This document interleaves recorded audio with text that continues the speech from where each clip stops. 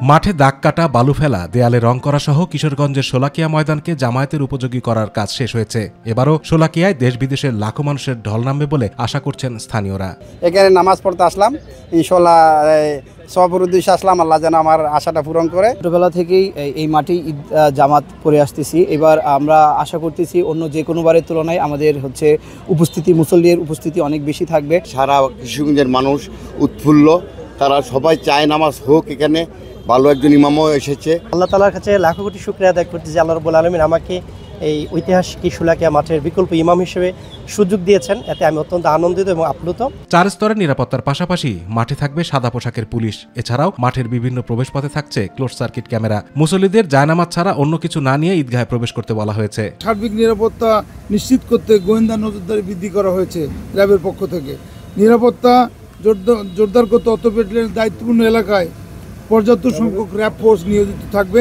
ধরে নেওয়া হয়েছে প্রায় 6 লাখের মতো সম্মানিত মুসল্লিরা আসবেন। বিশাল একটা ফ্লো, তারা যাতে সঠিকভাবে আসতে পারে এবং নামাজ শেষে যাতে সুন্দরভাবে যাতে চলে যেতে পারে। এদিকে বাংলাদেশ রেলওয়ে ঈদের দিন মুসল্লিদের আসা যাওয়ার সুবিধার্থে শোলাকিয়া স্পেশাল নামে 2টি বিশেষ ট্রেনের ব্যবস্থা করেছে। একটি ট্রেন সকাল 6টায় ভৈরব থেকে ছেড়ে কিশোরগঞ্জ রেল স্টেশনে পৌঁছাবে সকাল 8টায়। অপরটি সকাল 6:45টায় ময়মনসিংহ থেকে ছেড়ে কিশোরগঞ্জে পৌঁছাবে সকাল 8:30টায়। রেওয়াজ অনুযায়ী জামাত শুরুর আগে শটগানের 6টি ফাঁকা গুলি ছোড়া হবে। জামাত শুরুর 5 মিনিট আগে 3টি, 3 মিনিট আগে 2টি এবং 1 মিনিট আগে 1টি গুলি ছুড়ে নামাজের জন্য মুসল্লিদের সংকেত দেওয়া হবে। বাংলাদেশ রেলওয়ে 2টি স্পেশাল ট্রেনের ব্যবস্থা করেছে। 2টি ট্রেন, একটি হলো সকাল 6টায় ময়মনসিংহ থেকে কিশোরগঞ্জ আসবে, আরেকটি আপনার ভৈরব থেকে কিশোরগঞ্জে আসবে। এবং নামাজ শেষে, যেহেতু আমাদের ঈদের জামাতটি হবে সকাল 10টায়, জামাত শেষে এই মুসল্লিদেরকে নিয়ে এই ট্রেনগুলো আবার স্ব স্থানে দুপুর 12টায় আমাদের কিশোরগঞ্জ রেল স্টেশন থেকে ছেড়ে যাবে।